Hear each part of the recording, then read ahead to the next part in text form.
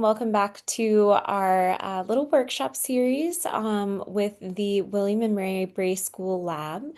I am here with the director of the lab, Maureen Elgersman Lee, and the lab's genealogist, Elizabeth Drimbus. And we are going to be talking today about how you can incorporate the Bray School Lab into the elementary school classroom. And with that, I am going to turn it over to my colleagues here, but I also will just put in a quick note and say that if you missed our first webinar in this series, that will tell you all about the Bray School Lab, its history, its foundations, and what the Williamsburg Bray School was. And so really encourage you to go back and watch that, as it will give some really excellent context for what we're going to be diving into today. And I am really excited to be here again with Maureen and Elizabeth. And if you don't know me, I'm Sam Futrell, the president of the Virginia Council for the Social Studies. And we are so excited to have this series going on. And we do have one more workshop in this series, which will be, I believe it's on September 16th. Is that 16th. correct? Yes. 16th, yes. And Yep. that will 2 weeks. focus on the secondary classroom. And so if you're a middle school or a high school teacher and you're interested in incorporating some of the resources that we are going to be talking about today with the Williamsburg Bray School Lab into your classroom, then that is the workshop for you.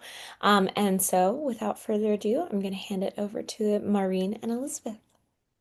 Thank you. We're excited to be back. Thank you for referencing the first workshop that is going to immerse viewers into the history of the Bray School more broadly. We'll do a little quick recap of that just so everyone feels that they have the foundation they need to move forward, but we're going to move more deeply into a conversation about elementary classes, how this could be used, even talk about some of the standards of learning and just have that deeper dive. So we're really excited about that. I'm going to pull up our presentation.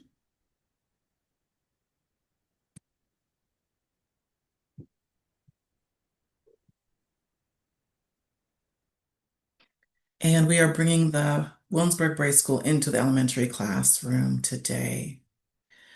Again, we are the William and Mary Bray School Lab. You have our email address, our phone number, if you want to reach out to us, myself as director and Elizabeth as our genealogist. If you want to reach out to us individually, collectively, it's coming to that same email. So we see the messages and we respond based on what you need, what you're asking. Sometimes it's in tandem, and sometimes it's more of, if it's a genealogical question, then certainly Elizabeth can take. If it's something else more relative to my role as director, then happy to take that on. But we're a great team and we really enjoy working together. So we have some things we want to cover. So the workshop is designed to, again, be that refresher, just a brief refresher on the history of the school and the work of the Bray School Lab here at William and Mary. Then we want to dive into and talk about some of the SOLs relevant to the Bray School. We have a sample lesson that Elizabeth's going to lead us through, and we want to think about how we can take this information and offer it. How can we be of service ultimately? How can we be of service to elementary educators? And are we on the right track? What could be tweaked a little bit? But I think that we're going to have a good session. So we're going to jump right in. So the Williamsburg Bray School, again, 1760 to 1774.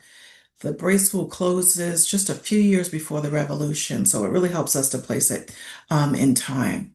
So the Bray School instructed based on our estimates, based on the number of students that we know were reported at school at a given time, taking that, generalizing that across 14 years, allowing for repetition in names, as children may be captured on more than one report by the teacher and wager, and seeing where those numbers land. So we Based on that research, estimate 300 to 400 enslaved and free boys and girls attended the school. The youngest that we know of was 3, the oldest that we know of was 10, with most children falling between 6 and 9. This was an Anglican, deeply Anglican institution. It was funded by the Bray Associates in London, and it taught elements of the Anglican faith, reading, spelling, sewing, and knitting for girls. And again, 14 years of operation, one teacher, 3 to 400 students. The school itself operated or occupied 2 different sites. The first was on the corner of Prince George and North Boundary Streets, where there is the historical marker that you'll see. A second location, when the school outgrew that location in 1765, the operation moved to another building that no longer stands. Again, we have to understand and emphasize this was a pro-slavery institution. While it was very much a school, it was a pro-slavery school with a very specific intention. It was to create in the students who attended and also to those whom the students would teach themselves to indoctrinate in them a sense that enslavement was their ordained, even natural condition, and that there should be a spirit of humility and service that is built into that, that does not imagine freedom or equality or resistance. Again, the school is primarily funded by the Associates of Dr. Bray, an Anglican charity based in London. And while the school had a very specific intention, we have to recognize also that this was also a site of resistance and resilience.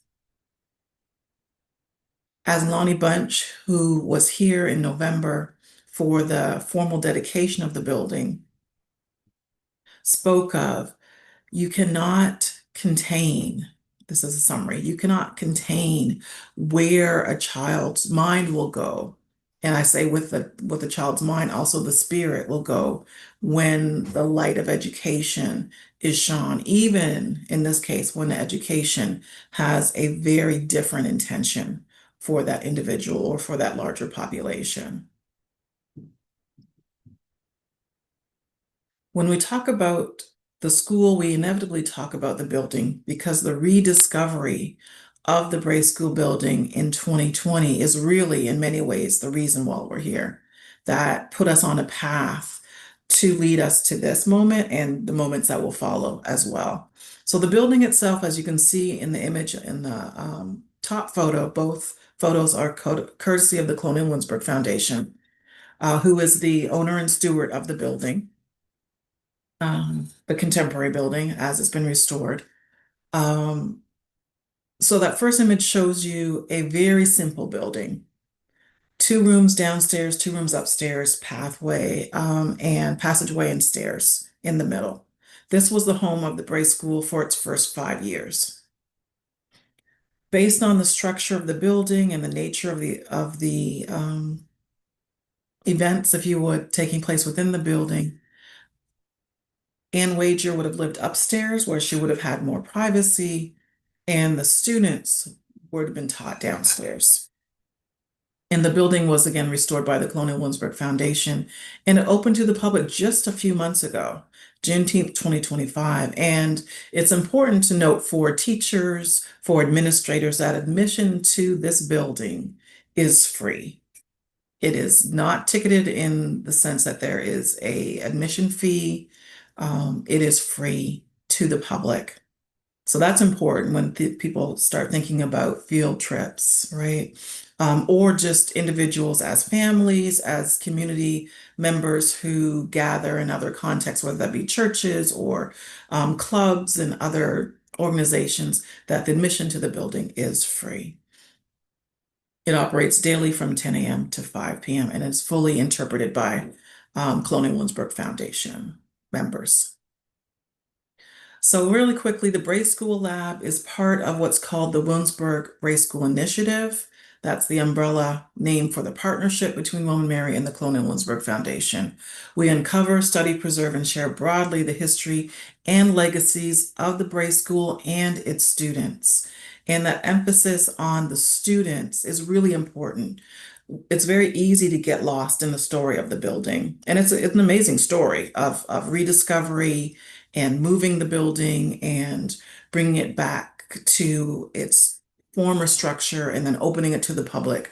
But if you just stay there, you lose so much by not digging deeper.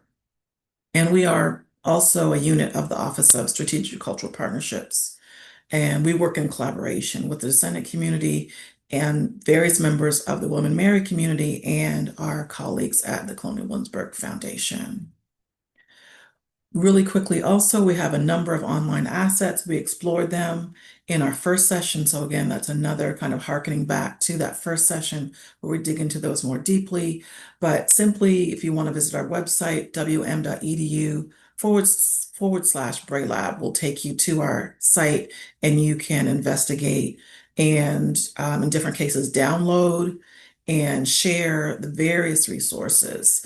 One of the most important resources is the compiled list of all known students who attended the Bray School. So you see a thumbnail of that. If you go to the website, you can see that PDF. It's a two-page document. You can download it. You can use it. Students can use it for assignments and research. And again, we have a number of incredible digital assets. And that's really the work of the lab, is to create these assets and to make them available broadly, make them available and to make them accessible. So any quick questions? It's a bit of a recap, but any questions thus far before we really get into um, diving into the SOLs and thinking about how this can be used in the classroom? I just have one that came to mind for me, and that is, do we know the proportion of students who were enslaved versus those who were free? Yes, the vast majority of the children that we know, and again, we are at a disadvantage statistically because while the school operated for 14 years, there are only to date known to be 3 reports of students at school. So that's when the teacher would have created a report. That would be part of the report that a trustee would send on to London to report back to the Bray Associates about how the school's operating and so on. But we only have 3 of those documents out of 14 years. So we're at a disadvantage from that perspective. But if those proportions hold, more than 90%, roughly 93% or so of the students that we know of by name who attended were enslaved.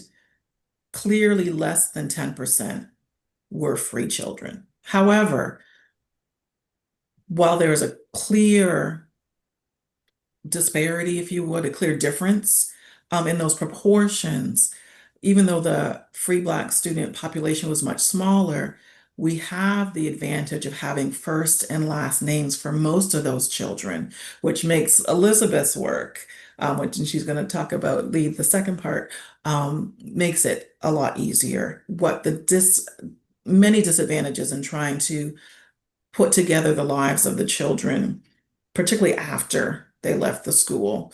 By virtue of being enslaved, oftentimes we just know them by a first name. We know that they would be sold, gifted, willed to various individuals, so their names could change.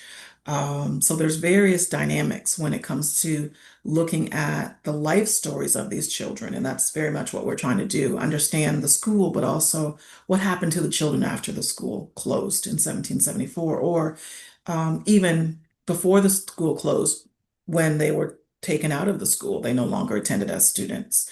But there's a clear difference. Well over 90% were enslaved and less than 10% were free children.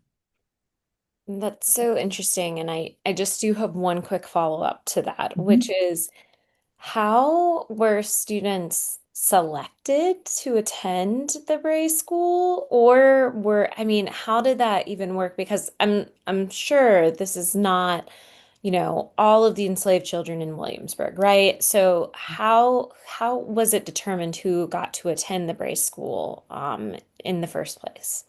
Sure, and you're right. If we look at the fact that by the time of the American Revolution, by the time the revolution starts, by the time we talk about the Declaration of Independence, for example, um, scholars estimate that just over 50% of the population of Williamsburg was of African descent.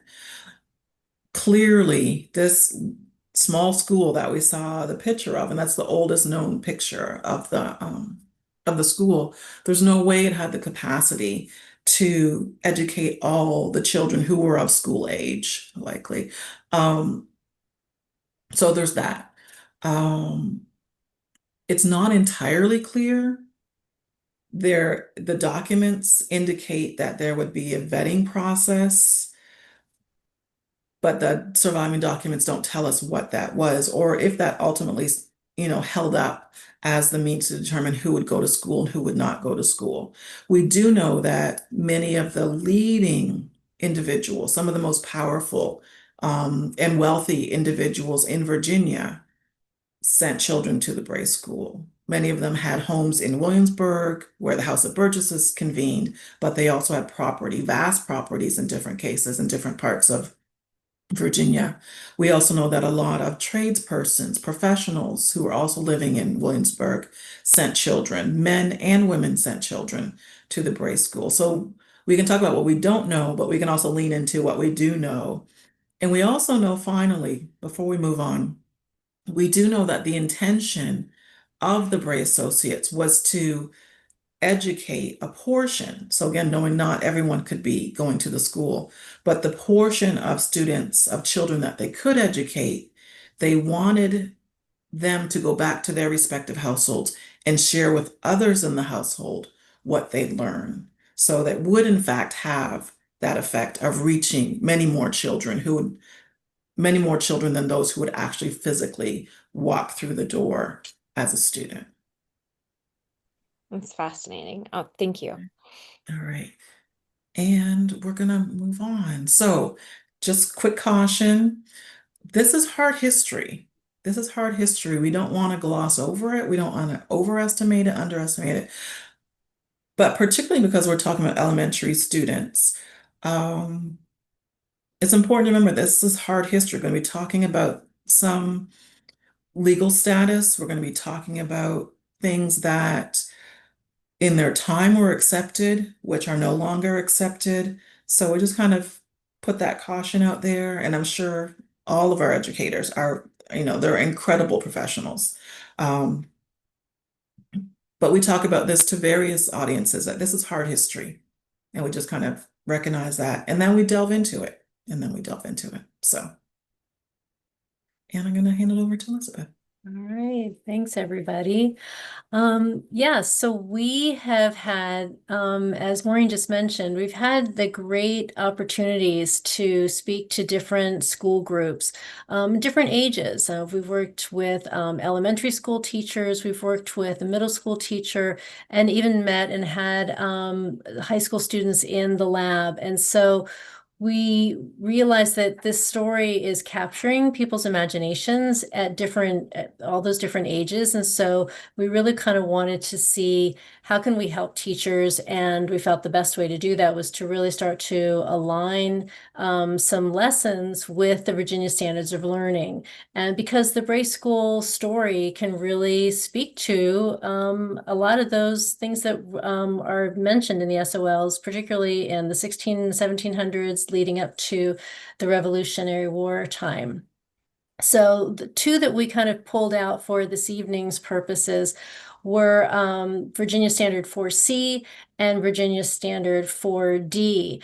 And so 4C is really to distinguish between indentured servants and enslaved people, understanding both of these systems and understanding what that meant in people's lives, and being able to explain that. So including how European countries traded and transported and sold Africans to be enslaved in British North America beginning in the 17th century, and how we went from a system of indentured servitude moving more and more into a system of enslavement for African and African Americans. Virginia Standard 4D is to describe the laws that established race-based enslavement. And when we talk, and we talk to a lot of different groups, and even when we're talking to adult groups, we really talk about how the rules were very reactionary. Laws were passed by the House of Burgesses in reaction to what they were seeing happening. And so we'll talk a little bit about a couple of those rules that really pertain to what that lived experience would have been like for students and families who were attending, families and students who were attending the Bray School in Williamsburg. So I want to go So to. we actually flipped it because it's important to understand the laws as Right. a kind of basis and context before we get into the case study. So, Right, right, exactly. Thanks, Maureen. It's a really good point. And so let's go ahead and start with two important Virginia laws that were passed in the 1600s. So 1662, up until then, British law, because remember, Virginia was a British, are we doing? Oh, no, British law was that your status followed your kind of legal status followed the status of the father. That had been enshrined in British law. And in 1662, the law got switched, that it was mothers and not fathers in Virginia who pass on their legal status to their children. So the children take on the status of their mothers as soon as they are born. So in the sense of if a woman is enslaved and she has a child, that child is also enslaved. And so that was a switch, and that was a reaction to what people saw happening in the colony. And it was also, and we would see it more even later into the 1800s, that you could perpetuate slavery if you had children following the status of the mothers. In just 5 years later, in 1667, the law was changed that being baptized in Virginia does not make someone free. Up until then, Christians, it was understood that Christians could not be enslaved. And then the delegates to the House of Burgesses are looking and seeing what's happening, on the ground. And oh my goodness, the reaction was they wanted to stymie the amount of free African Americans or colonials they wanted to make sure that the free population did not grow so rapidly. And so in 1667, the law was changed that by being baptized in Virginia does not make someone free. And so those are going to be two things that come into play when we're starting to look at the Bray School students, when we start looking at the enslavers who are sending students to the Bray School. We need to keep these two laws very much in mind, because when we're looking at baptism records at Bruton Parish, we see that enslaved children and enslaved adults are being baptized. It does not change their free status. And that was something that enslavers definitely wanted to make sure. They were being told by the church they needed to baptize and Anglicanize the enslaved members of their households. But they were reticent to do that if that meant that their enslaved household was going to then be free. So then once the law was in place, then they could more readily follow what the Anglican Church was telling them to do without fear of having to free those enslaved members of their households. And so we look at the records at Bruton Parish, we look at other records, and so we understand, using those laws, where can we find information about the lived experience of the children. So we've kind of created a lesson objective, And so as you see on the screen, creating a diagram or a series of symbols that demonstrate the understanding of the difference between free, indentured, and enslaved status. We're going to switch over now to Virginia Standard 4C. And we have a lovely example of in one family who send children to the Bray School, how all of this comes into play. So do you actually want to go back one more? You can go back to a vocabulary. So we've got some simple definitions so that people and the students in your classrooms can learn the different definitions of free person, indentured person, or enslaved person. So free is what we would kind of understand, a person who did not belong to anyone else and who could keep the money for the work that they did. Indentured person is someone who did not legally belong to someone else, but was actually contracted for a certain amount of time. And so they had to work for that person until the terms of their contract were fulfilled. And then an enslaved person was understood to be legally belonging to someone else, and that their work belonged to that person as well. And this enslavement could last for an entire lifetime. And as we saw with the cases of mothers, even passing along that status to their children. So. I just wanted to interject and say I love that we're starting with this vocabulary because I think that that's so critical for our students in our classes to make sure that we're all really on the same page, and starting out with that strong foundation. And I also just wanted to highlight here that obviously in each of these three terms, what we see is free person, indentured person, enslaved person. And so I just wanted to share in the chat, and it should come up in our recording, and if not, I'll put it in our resource doc, just a really quick doc that I had made for my classes on person first language that could be helpful for teachers, especially because we're going to dig into a couple primary sources here, and sometimes it's kind of tough to navigate these terms that were used, in the 1600s, 1700s, and how do you navigate that in the classroom with students? And so that's just a doc that I had worked on with my students, and it's kind of helpful to start with this vocabulary, just like Elizabeth and Maureen are encouraging you to do, and to really lean into that person first language as a starting point as well. Yeah. True, Thanks. we're dealing with concepts that can be a little abstract, certainly removed from lived experience. It's important, I think, also, one of the things that we try to do is talk about the person, but also we're also talking about labor. So a person who does not belong to themselves, and but who owns the labor, right? Who owns the person and who owns a person's labor.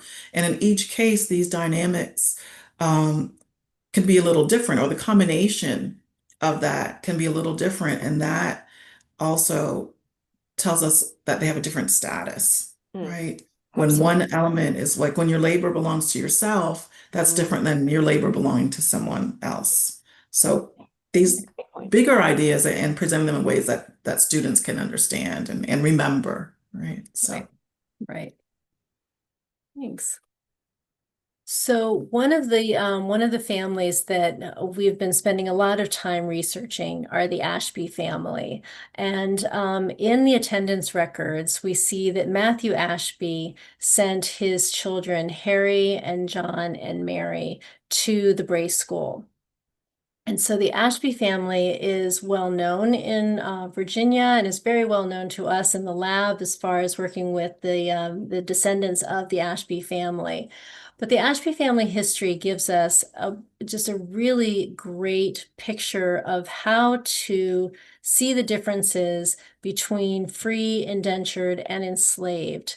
And so for Virginia Standard 4C, which is to distinguish between those different legal statuses, we kind of turn to the Ashby family. And so if we go back to, instead of Matthew, who sends his children to the school, if we go back one generation to Matthew's mother, so the Bray School student's grandmother, Mary Ashby, she was a white indentured servant in the household of Williamsburg tavern keeper James Shields. Now, the way we know that she was a white indentured servant is from Mr. Shields's inventory. When James Shields dies, all of his property and all of his belongings are inventoried in the court. And along with that inventory, there's a statement that lists also any enslaved people. And also in that list, Mary Ashby is listed as a white servant woman. And then also her children, Matthew and John, mulatto children, because that was the terminology in the time, were also her children. So not only do you have all the belongings in the household listed in an inventory, but you also have the people and the household members, not the family members, but anybody who is laboring for the family. So that's where we first see Mary Ashby and her two children, Matthew and John. Now, Matthew and John's father is an unidentified man, and we know he is of African descent since that descriptor is used for Matthew and John. But the records don't say whether Matthew and John's father was free or enslaved. But because of that law in 1662, we know that the status for Mary Ashby's children is going to be that they're not enslaved. However, another law indicates that if a white woman has relations with a man of a different race, then her children are then bound to that same man who the woman is indentured to. So Matthew and John were then also bound and contracted to work until the age of 31. So we see that interplay between the indentured servitude versus being free. And this is just a highlighted section of that inventory where it says Mary Ashby, a white woman servant, Matthew and John, mulatto children of the said Mary. And so that's that primary source document that we use in order to show this family history.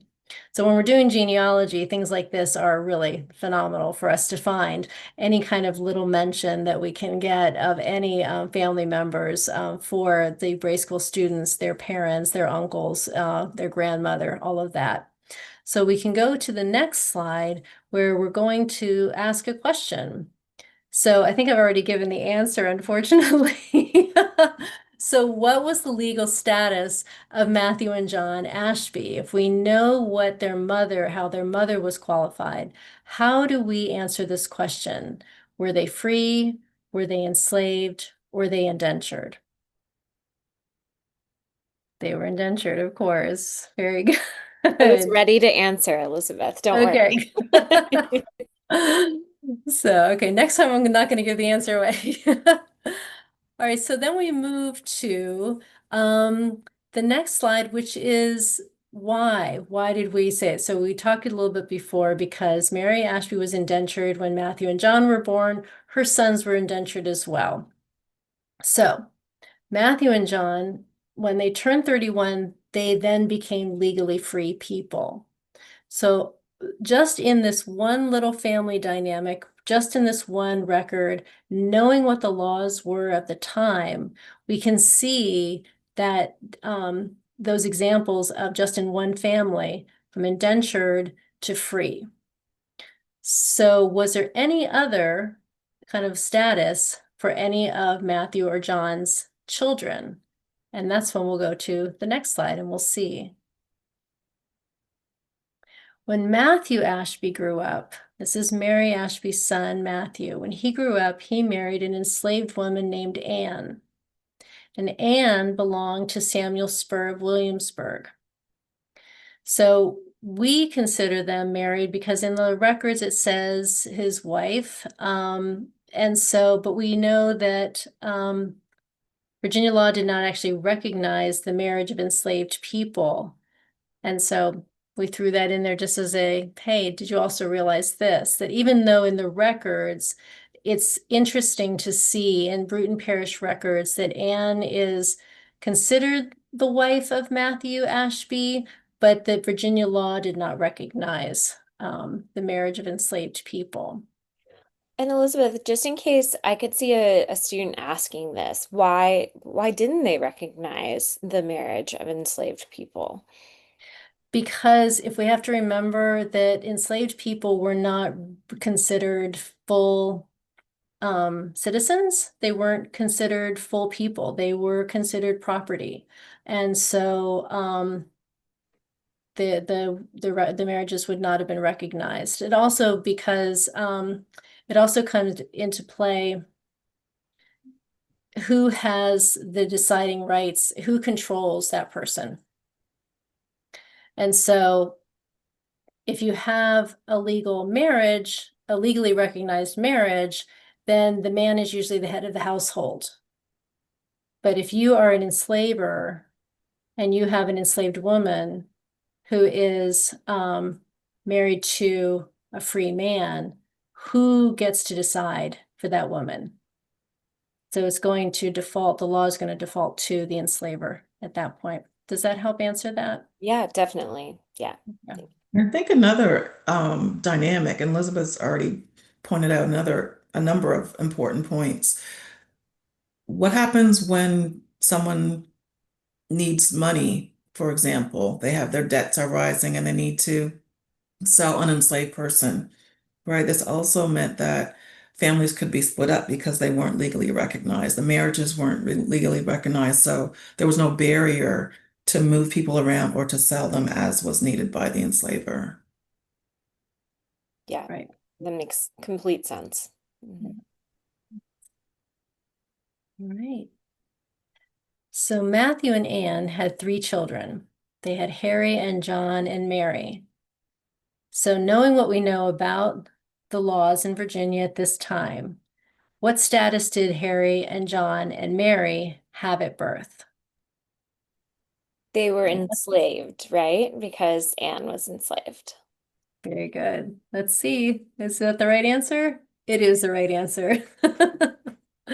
Yes. So because of Anne's status, being an enslaved woman by Samuel Spur, Harry, John, and Mary at their birth were considered enslaved. They took on their mother's status. Yes. And what we see happening, if we go to the next slide. So we just said, so Anne Ashby was enslaved at the time her children were born, so they were enslaved. And what we see in the records is not only do Matthew and Anne, we see Mary's baptismal record in Bruton Parish records, but we also have a record that their father, Matthew Ashby, raised enough money to purchase their freedom from their mother's enslaver in order to become free. And Matthew Ashby had to work really hard. And we see in the records that he raised 150 pounds, which is a really large amount of money at that point. And not only did he have to purchase his children, he also purchased his wife in order to free them. And so the question, did you know that Matthew Ashby also purchased the freedom of his wife? And we do see that. And if we go to the next slide, I want to make sure where we are with this. So yes, so not only does he purchase his children and his wife, he purchases their freedom. He couldn't just purchase them and then they'd be free. He had to purchase them first. Then he had to go to the executive council and the head of the government and ask permission to free them. So it's this control that's happening. And so it's all these steps that he had to go through just to be able to free his wife and free his children. And what he was able to do with that freedom is he sends all these students to the Williamsburg Bray School. So Harry and John are there in 1765. John is there in 1769, and that's when his sister Mary joins them at the school. And it's interesting, we do talk a lot about what was this lived experience for the free children who were attending the Williamsburg Bray School, especially knowing that the lessons and the curriculum were designed specifically for enslaved people to understand kind of their ordained place. We get questions a lot about what does that mean for the free students? And the best guess that we'd come up with is that education was going to be important. And it was important so much that even in Matthew Ashby's will, he puts a provision in there to make sure that the education continues, not only for his children, but for his wife as well. So it could be that regardless of what other lessons they were hearing, these children were going to be offered the opportunity to go to school and take part in that learning how to read, learning how to grow their knowledge, and what they would then be able to do with that in the world. So, and what we see through the descendant family members of the Ashby family, education seems to be that through line. We see so many educators in the Ashby family line, and the family descendants have remained important in their communities, not only here in Virginia, but we know that they have moved from Virginia. We see them in Philadelphia, but there's even some, we think, maybe in New York. And so this history of education, this legacy of education through the Ashby family does continue up till today.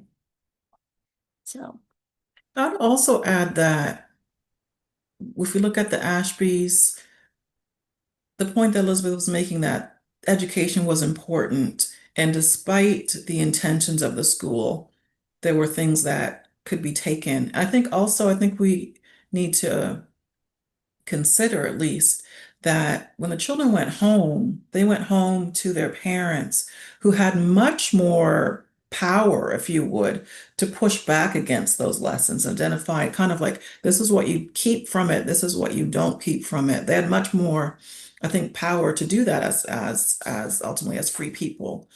yeah, I think the parents of enslaved children had that ability too, but clearly not officially. right, There would certainly be enslavement, labor, time, energy that would have made it harder to do. I still think that that motivation was there, but I mhm, think when you talk about the Ashbys, they had much more room to, I don't want to say play around with, but to determine what parts of the education they deemed useful to their children and what parts they didn't. yeah, I completely agree. That's a really good point, Maureen. Yeah, And that's sort of interesting because I think that that is something that we still see happening today in terms of like the dynamics between schools and parents. There still are things that people might, have their students or have their kids learn in school that they might decide to push back on or endorse, at home. And so I think that it's really important to point out that familial relationship and how there's education that's happening at home too, in addition to the education that's happening in a more formal way, maybe at school. Sure. And just in the ways that law and systems didn't recognize marriages, which by extension, kind of played with the power in terms of parent and child as well. We know that in doing the research on the children, a parent of a student who was sent to the Bray School might not live in the same household, right? Might belong to another family member in a different area or so on. So just the makeup of the family unit being different in when it comes to enslaved versus free children, that also kind of helps us understand how parents of free children would have more ability to shape that. If the parent is sold away or it's owned by someone else, you don't have that family unit intact in that same way. right. And Mm. I would just add that, so we always talk about and we want to recognize that the children weren't coming to the school empty-headed. They had already brought lessons learned from, if not directly from their parents, they could have learned it from their community. I mean, as Maureen mentioned earlier in the webinar, 52% of the population in Williamsburg by the time of the American Revolution was of African descent.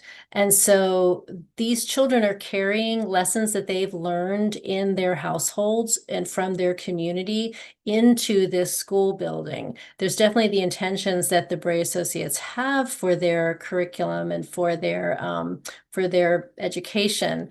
Um, but a lot of this, we wonder just how much the lessons that they were learning was either enhancing knowledge that they already had, and what was new, and what was that dynamic like? And a lot of those questions we can't completely answer, but we also want to recognize that for some students, particularly students who had at least one free parent or had parents who were literate already and already passing that down to their children, that the children coming to the school weren't coming as blank slates necessarily, that they already were bringing a knowledge with them, and how and what the curriculum, how that was going to impact them and what they were going to absorb. We would love to, be able to explore more deeply.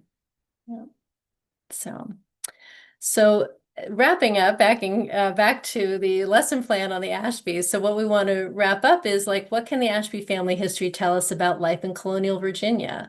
A person's legal status can change over their lifetime, and how can that change? How does that change? Members of the same family don't always have the same legal status, and women were important because they passed on that legal status to their children. And so I open these questions up to you. What else can we learn from the Ashby family history about life in colonial Virginia? Yeah, I think for me, it shows how tenuous freedom is at this time, but also how people who were being, and disenfranchised is not the exact right word, but disempowered, or essentially their lives were being controlled by systems and by other people, that they still had a level of agency that they enacted for themselves, and that's really powerful too, that like you said, the students aren't coming to the school empty-headed. That's, I think, really important for us to remember, that just because they might not have had a formal education up until this point, there's still so much learning going on in these communities, and people taking care of their own in maybe more informal ways, but still really significant ways. Right. I think one thing that strikes me is that kind of across the board, people's visions of of their lives, visions of themselves, the lives of themselves, their families, can often be much bigger than the systems in which they live and what has been prescribed. So they imagine bigger than what the system might say Yeah. they're kind of entitled to, or what they're allowed to do, or the space they're allowed to occupy. And I think the story of the Ashby family does that as well. Yeah, especially I think, I think you said 150 pounds to purchase Mhm. the freedom was that for the children? Those are the children and the white and Anne.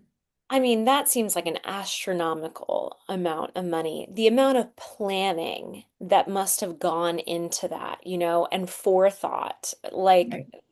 Like you said, Maureen, there is just a vision for their lives that is bigger than the system that they had, been born into. Yeah, exactly. Yeah. Do we go on to the right? So we had an idea for a group activity, and we just have this as a suggestion. And we don't really have time for it this evening, but a group activity could be to imagine that you have to create a report on the number of free, indentured, and enslaved people in Virginia. And so, because many Virginians could not read at this time, you have to use symbols or small pictures to show who was free, indentured, and enslaved. So we suggested in your small group, create and draw a symbol that represents each of these legal statuses. I'd be curious to see what elementary school children would come up with as far as symbols for each of these statuses.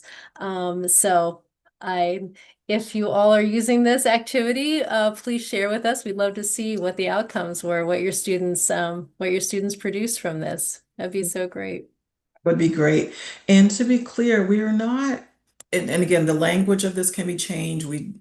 I tend to think about symbols and schemas and so on. Age appropriate terms, terms that are going to convey the ideas. But one of the key things was to create something that shows the legal status, where it was not necessarily representations of people, drawings of people, because that can be a slippery slope, perhaps, but the symbol that represents the status. So, but really taking that idea. And I thought that by kind of creating this sense, recognizing that a lot of people were not literate, but you're trying to share this information broadly, what might be the symbols, what might be the images that could be created to show the different um, statuses. And the 15 minutes is suggestion for a part of a class period that could be devoted to that kind of group work, small group work. Yeah, I love this activity because I think it really does require a lot of thinking, even though it's really simple. Because, I think when we see the word enslaved, I mean, the first thing that always pops into my mind is chains of some sort. But how do you represent indentured? How do you represent freedom and someone who is free? That's really hard. And like you said, I would love to see if any of your classes or your students engage in this activity. We would love to see the final product.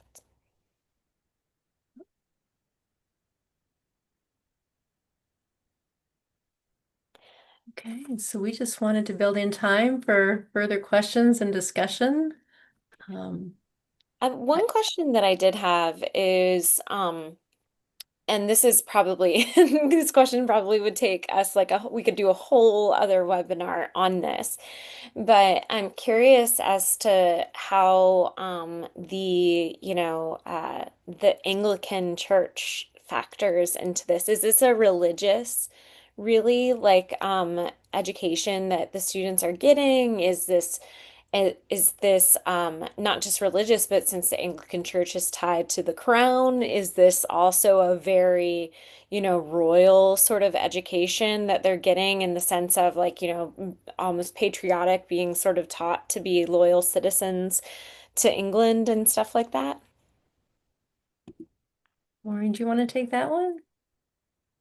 Sure. The term citizen is not a term that's in play, but it is highly religious. The term pious is seen over and over again. This pious institution, this pious undertaking.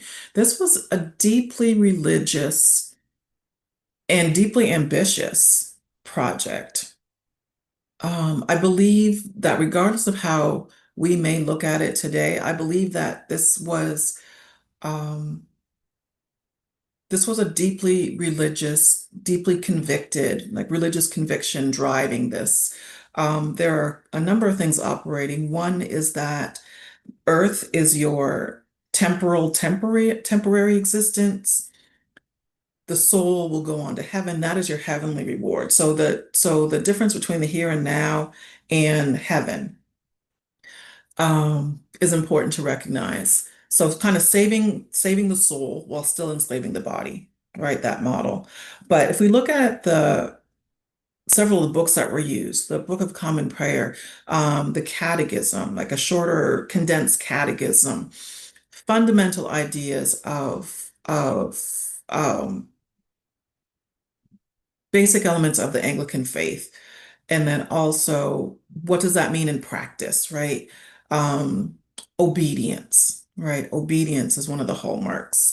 Humility, submitting yourself, humility, obedience, service, right? This is your ordained place in life, but also understanding the basics of um, who Jesus was, elements of the Trinity, the importance of prayer, the importance of praying for the ability to persevere in your station, right? Employing these different things in service, ultimately in service of continuing and, in fact, even strengthening slavery. So it's highly religious, it's very Anglican, but it's also very practical and very pragmatic within a slave society.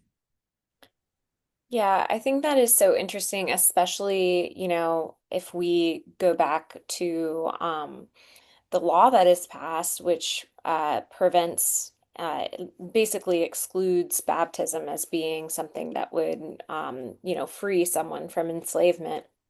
I think that those two things are sort of inextricably bound, right? The school is it's endorsing, it's pious, it's confirming religion, it's, evangelizing, I think, in its own way, right? But at the same time, just because a student might convert to Christianity through the education that they receive at the school doesn't necessarily mean that that is going to change their legal status, right? And I think that that's it's super interesting to think about, and something that I think students and classes could explore a little bit as well too. Well, Maureen and Elizabeth, thank you so much for this presentation. Like Maureen and Elizabeth said, these are just a few ideas of some things that you can do in your classroom with the resources that we have at the Bray School Lab, and all of the incredible work that they have been doing. Um, when we post all of this onto our website at VCSS, we are also going to include a resource doc. And on that resource doc, it'll have all of the resources that you would need, including the slideshow, including, in addition to that, some other links for other primary sources that you could use from the Bray School Lab, as well as any of the other links that we've shared, not only in this session, but in our other workshops as well. So we encourage you to go to that resource doc, and look for those companion items for that as well. Mhm. And we Um, have to shout out, so we have to shout out the Colonial Williamsburg yes, Foundation. yeah. So among the links and the information, just an array of resources, again, as stewards of the building, as experts in restoration. So there's information about how restoration took place and information about the historic trades, interpretation, but just an incredibly diverse and deep body of information. So we always want to shout out our partners at the Colonial Williamsburg Foundation. Yes, love Colonial Williamsburg Foundation, and I'm sure most of our educators engage with the Colonial Williamsburg Foundation in some capacity during their school year, so we know how valuable they are to our classrooms.